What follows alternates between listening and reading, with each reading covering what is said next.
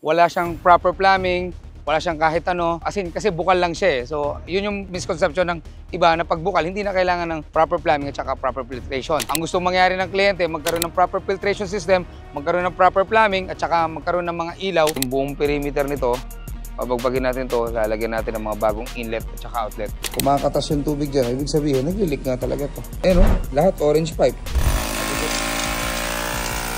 Naglilik. Lakas.